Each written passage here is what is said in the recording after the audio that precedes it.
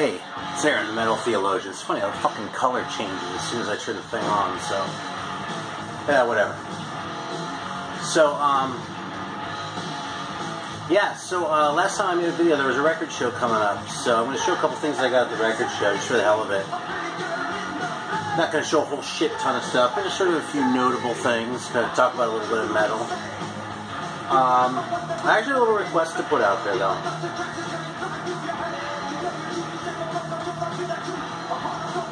Because actually I haven't been listening to a whole lot of metal. What I've been listening to is rap. I've never really been into it, you know. I mean, I would like Public Enemy a lot, like back, like around 1990-ish, and you know, there are a couple other things. Maybe I had like 5 records or something, you know. It just was never really my thing at all. Fucking right now, I don't know. I just dig it. Fucking, I just like been listening to it all the time. It's fucking. I haven't been this excited about like discovering a new kind of music since I got into jazz like a little more than 10 years ago. So it's this weird like revelation where all of a sudden there's this whole world of shit that I don't know anything about and I'm way into. So I don't like to list comments normally, but here's the request: is if you have any favorites that I don't know about, throw them out there. Especially if it's like golden era shit, right? Because what can I say? It's all my own stupid kind of biases, right? But yeah, it's funny because a lot of this shit is on a label where I know they're going to put ads on my videos if I play it, so I'm probably not going to play much.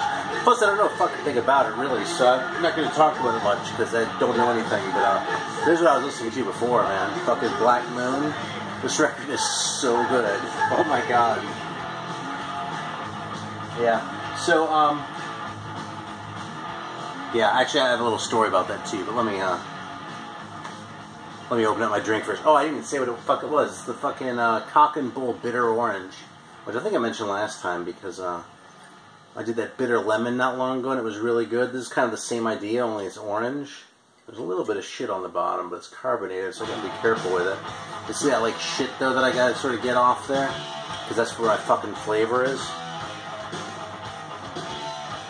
And this shit has quinine in it, so I'm all stoked. It's funny, I had a big piece of lemon pie before. I was like, oh man, I don't want a fucking Coke. I just drank all that shit, you know? But then I thought, oh wait, there's quinine in there. Fucking, what the hell? I don't even know what quinine is. I think it's like some mineral or something, but I don't know. I bet someone will tell me in the comments, which is one of the things that's cool about this, because it's more fun than Wikipedia, you know? Alright, so anyway, yeah, there we go. The Cock and Bull Bitter Orange. And I understand this is caffeine, because I can't remember if it does. Yeah, fuck it, man. It has quinine. What the hell else do you need?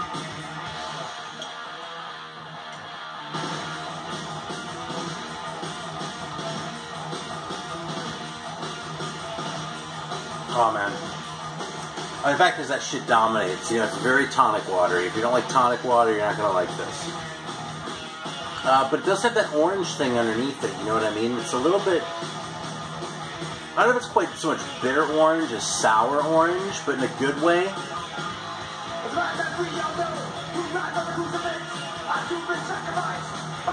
Like, it's kind of refreshing, you know, it's nice. I'm not super thirsty, so I can't really say how refreshing it is, but whatever, man, it's really good. Fucking 2 thumbs up on that shit. I'm all over. I still haven't had their ginger beer, which is like their flagship drink, but I'm all over this fucking bitter shit that they're doing.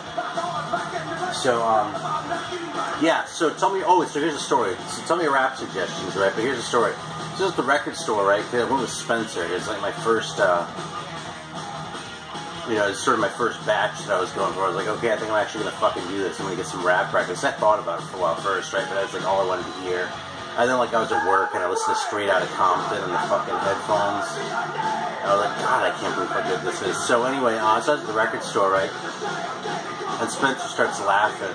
And I'm like, what? And he goes, one day this week I'm going to come home from school and you're going to be listening to Fuck the Police. And he was right. Because I was. And I have been. So yeah, that one's... Oh, it's over here somewhere. Oh, fucking let me see. Ah, shit. Yeah, well, listen, this isn't going to turn into a... Here it is. Okay, I'll show it. This isn't going to turn into a rap video, though, because like I said, I'm not... There are other people qualified to talk about this shit. I'm not one of them. God, have I been into this stuff. And it's fun because the really obvious shit, you know, like the equivalent of, like, Sabbath and Zeppelin, I don't know any of that shit, so I can, like, enjoy all this shit for the first time, and I don't have to dig as deep. Okay, so, record show. I got, kind of a lot of things actually, but a few notable things I just sort of wanted to bring to your attention. I got a lot of second albums, and the one that's really sort of stealing the show for me is the second Hallows Eve, which I had actually never heard before, but it's fucking great, man. I think I like this one even more than Tales of Terror. It coheres better as an album. The songs just seem a little bit more fully realized. It doesn't have that sort of raw edge in the same way that Tales of Terror does. It definitely has a raw edge, right? I mean, you can hear this shit, you know? But, it doesn't sound as, I don't want to say thrown together, because that makes the other one sound shitty, and it's not. But the other one just has, like, a really sort of loose, like, just barely sane thing going on. This one's a little bit more stable than that. And it's charming about Tales of Terror, but it's a little bit more sort of up and down for it, if that makes sense. Anyway. Yeah, you know, so I got the second Attacker, but I haven't listened to that one yet, so I'll show this one instead, which is actually the first one. I had this a long time ago, too, but I've just been reunited with this old friend. It's the first Fist LP.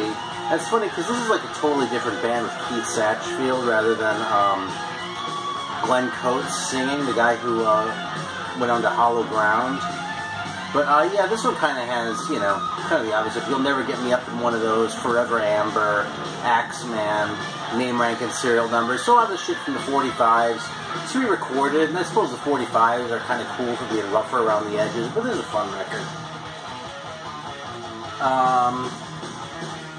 Yeah, and then finally, I just have to show this one because it's nuts. So, I'm sure you all subscribe to Doom Paul. If not, you ought to be. But, he had just posted this, like, on this little forum that we're both in, that, like, literally an hour or so after I had bought this from a friend of mine. I've had the first Railway for several years. I liked it. This one I listened to online, too. It's a different record. The first Railway is, like, you know, more like a straight metal, and I've never heard the second one. A little bit German sounding, probably not as German sounding as it actually is, but you know, it's a very cool and very enjoyable record. This was like their glam record. And between that and the cover, you'd think it'd be terrible, but something about this record just fucking works, man. I couldn't even tell you why, but I just think this record's awesome, you know? And Boys Get Drunk is kind of a hard song title to argue with, right? Alright. Let's see, I thought I had one more. And I'll get to sort of the main thrust of this video. Oh, yeah. Here's one more.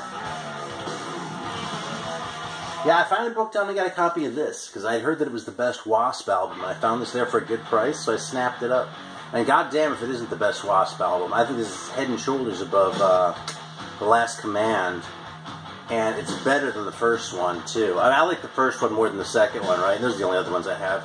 No, wait, that's not true. I have the live one, but that one kind of sucks. It doesn't suck. It only kind of sucks, meaning it's not anywhere near as satisfying as the other albums for me. But anyway, this one's great, man. I mean, it still sounds like Wasp, you know what I mean? If you absolutely can't stand Blackie and, you know, anything having to do with that makes you sick, then you're not going to like this record. But if you can hang with that sort of minimal level of Blackiness, this is an awesome record, man. It's funny how old that motherfucker looks. I mean, he's got to be like... I don't know how old he is, but like... I know he was around doing his thing like in the 70s and shit, so, yeah. Here's some, this might be a record club edition of this. You know, it's actually printed on here that I can see. There's a little sticker right there that says Record Club Sales, so I don't know. I saw that thing from the record store where those are worth less in trade than, you know, sort of the real ones. But, yeah, anyway. So here's sort of the main thing of the video, okay?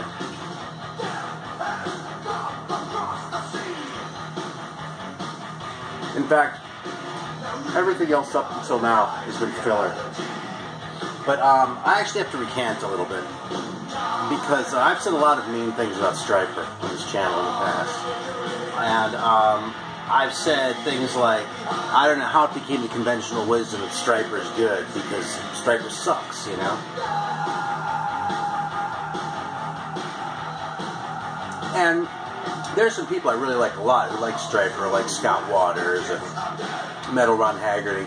And that's fine. What you know, a couple people liking something never seemed weird to me, but it's more like when you see other people who aren't necessarily into metal, or people who are into metal, like serious metal, but it still just sort of seems to be, you know, understood that Stryper's a good band. And that's just beyond me, man, because they were never cool, and they were always shit. Well, I gotta say, I actually checked out the new Stryper, which has the hilarious title of Goddamn Evil. It's actually kind of an embarrassing title, if you ask me. It's a pretty cool cover, though. But this fucking record is fantastic, man. I can't believe how good this thing is. Now, I can't completely recant, really, in good conscience, because if you go out and buy a copy of Soldiers Under Command because I said Stryper was good, I will feel really bad. Because that record's really still kind of a turd. I mean, it has its moments, okay? I like the song Soldiers Under Command. And if I went and busted it out, I could probably find one or two others on there that were fun, you know? But here's how I feel about that record, though. I own that one and the Yellow and Black Attack.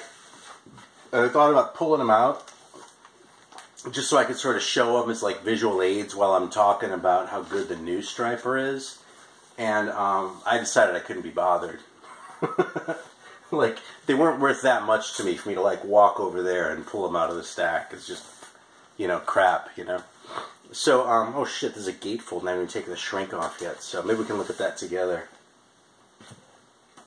Alright, here we go though. I'm going to fire this up for a second. I think that, hopefully they don't give me a copyright here. I kind of doubt it though, man. It's fucking Stryper. Maybe if they're working with CD Baby or something though. I'll tell you though, CD Baby, I've said mean things about them too, but like when I say, if I go to CD Baby and say, hey, if I like appeal an ad that they put on my video, they'll remove it. The most it's ever taken them to remove it was like a day. And they have removed the thing in like 10 minutes before the claims. So good for them. You know who actually sucks is TuneCore, where they fucking did a thing, and then like I appealed it, and they like said, no, they think the thing is valid, when it obviously wasn't, right? It's basically fraud. They're monetizing my fucking video. And so I sent them a nasty email, and they were like, oh, well, some guy like got back to me after like 3 weeks, and sort of played dumb, and I like sent him a screenshot. He was like, oh, that's TuneCore Publishing, that's not us. I'm like, fuck you. You're TuneCore. You can't get your shit together. You're a bunch of fucking liars and thieves is what you are. So if you're in a band and you're marketing your CD through one of these companies, use CD Baby. Don't use fucking TuneCore because they're assholes and they can die. Now let's talk about how good Stryper is, though. Actually, you know something? This intro's too long. This intro is like a whole fucking minute or something like that. So let me just bump it ahead. Yeah.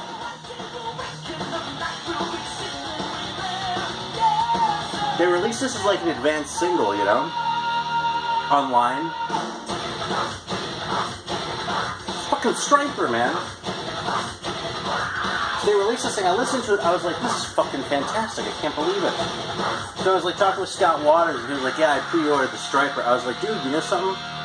I kind of wanted to, but I just couldn't get my head around the idea that Stryper was like, good. But I went back and did it. I actually got this as soon as it came out, so I pre-ordered a Stryper record. So, I suppose I'm kind of recanting here, you know? I mean, let's check out this gatefold. Look at how old they are. Oh man, they're looking pretty fucking old. You know what's funny? His name is Perry Richardson. I saw it in the corner of my eye. I thought it said Pervy Richardson. I was gonna say, goddamn man, fucking he's going by Pervy Richardson. That's a step away from where things were. But this is totally a Jesus record, you know. It's not like another secular one. It's just fucking really good anyway, you know. It's not, it's pretty unabashed too, you know. So they even have their fucking stripes and all the other shit. Yeah, man, it's fucking Stryper. They just, I don't know, they just grew some balls to go with that hot facial hair right there with Robert Sweet. And yeah, I'm just blown away, man. That's consistent. Now the second side, it kind of slows down a little bit. but that's more the song. It's more like the songs just aren't as good as the ones on the first side. It's not like you know, they wuss out and, you know, like side 2 of one of the first couple of records. Yeah, I'm just bumping this forward randomly though.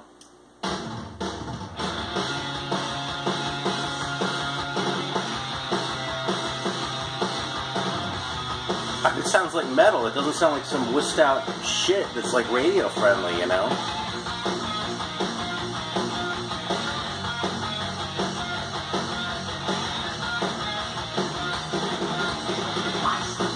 That's a really good hook.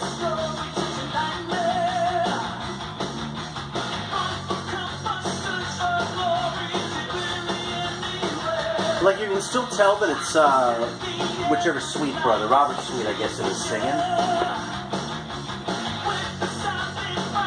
But it just sounds really good, man.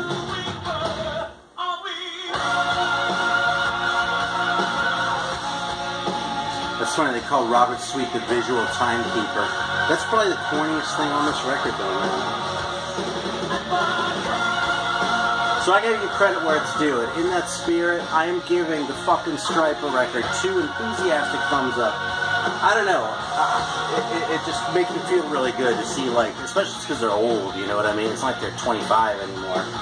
So they're fucking nailing it, man. This record's great. So that's it, man. I recant. I semi-recant. Stryper's really won me over.